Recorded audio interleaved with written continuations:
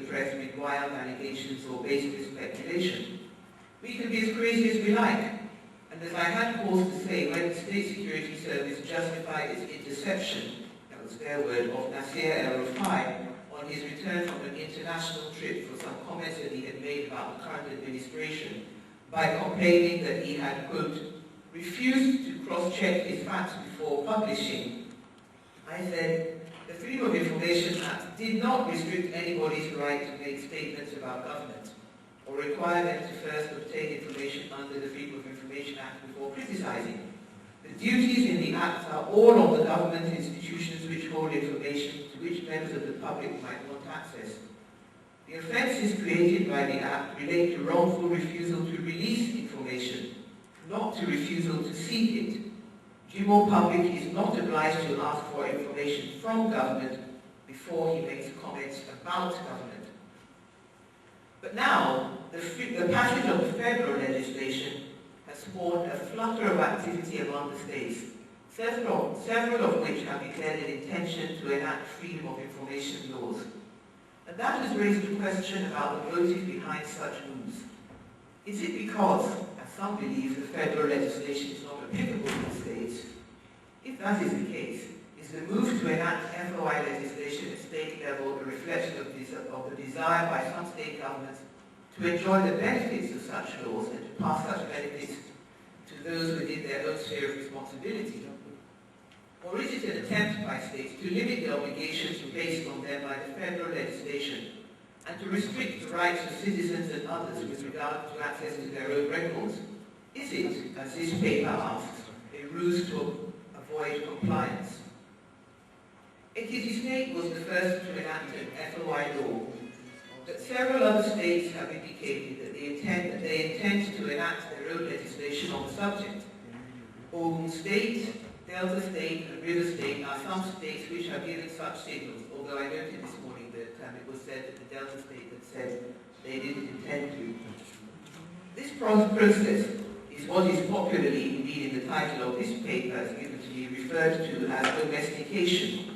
One should pause here to observe that in strictly legal terms, the word domestication is quite inappropriate, as it applies to the means by which international treaties become part of local law which can be enforced within individual nation-states. It relates to how states achieve the incorporation into their domestic laws of multilateral or bilateral treaties of which they are parties, so that the rights and duties contained in such treaties may become applicable and enforceable domestically in the states concerned. Although for some countries which adopt the monist approach, the act of subscribing to international treaties ipso facto makes them part of domestic law, in the case of Nigeria, we follow the dualist approach. This means that while the federal government of Nigeria may sign international treaties and conventions, if they are to have force within the country, they have to be enacted by the National Assembly. That is part of our colonial inheritance as a common law country. And frankly, given our government's predilection to swanning around the world signing up to all sorts of treaties and conventions which we have no intention whatsoever of implementing, probably does as well. Domestication, however, is not an appropriate or necessary term for the relations within a federation such as ours, and it's what we grant the historically fictitious status of federated units or states. The legal system under which the National Assembly enacts laws is not a separate legal system from the one applicable within the states. Now, the legislative powers of the Federal Republic of Nigeria are defined in Section 4 of the Constitution. And for our purposes, the relevant provisions are in Section 4.4 and subsection 5, which provide as follows. 4. In addition, and without prejudice to the powers conferred by subsection 2 of this section, the National Assembly shall have power to make laws with respect to the following matters, that is to say, any matter in the concurrent legislative list, blah blah, any other matter with respect to which it is empowered to make laws. If any law, subsection 5 says, if any law enacted by this House of Assembly of the State is inconsistent with any law validly made by the National Assembly, the law made by the National Assembly shall prevail, and the other law shall be void to the extent of inconsistency. Laws for that state or any part thereof with respect to archives and public records of the government of the state. Nothing in paragraphs 4 and 5 shall be construed as enabling any laws which do not preserve the archive, to be made which do not preserve the archives and records which are in existence at the date of the commencement of the Constitution. Now, so much for the keeping of records. The information must be kept in an accessible form.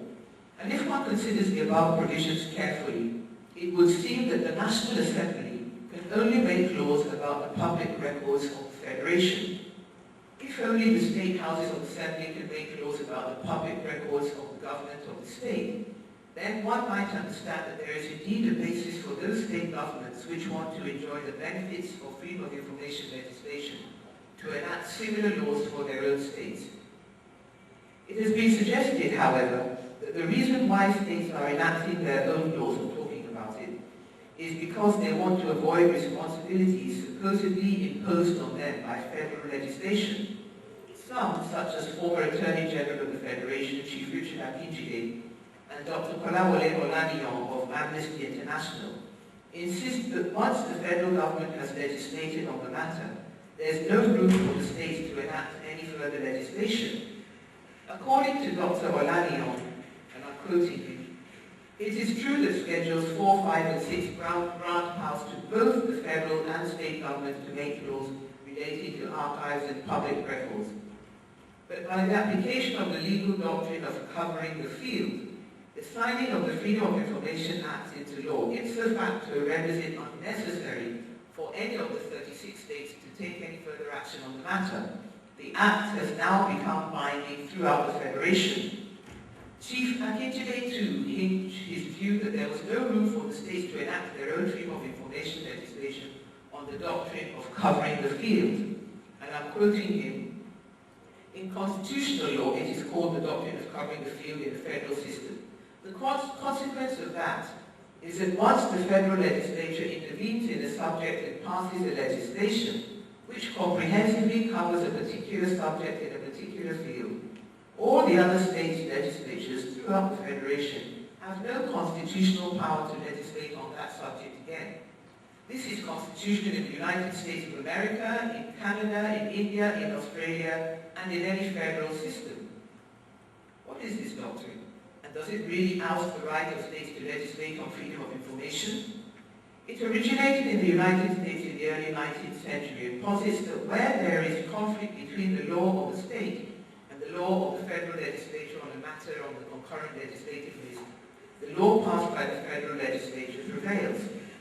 The twin reasoning behind these doctrines is that firstly it would be presumptuous of the state legislative body, seen as the lower legislature, to legislate on the same matter covered by the federal or higher legislative body.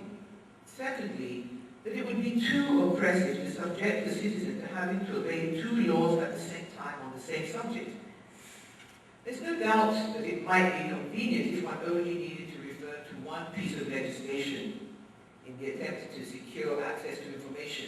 After all, surely the benefits of such legislation are evident. In arguing that state legislation was unnecessary, Dr. Olaniyan argued, and I'm quoting him again, there are fundamental principles of human rights and democracy at stake. One, that no elected state government should be seen to undermine or impede. Moreover, the Freedom of Information Act is so vital to the effective functioning of Nigeria that no serious government should contest its direct application within its state. The direct application of the Freedom of Information Act to the 36 states of the Federation will not burden the states, but rather strengthen the legal and institutional framework for democracy, human rights, transparency, and accountability within states' borders. All that may well be true, but should the fact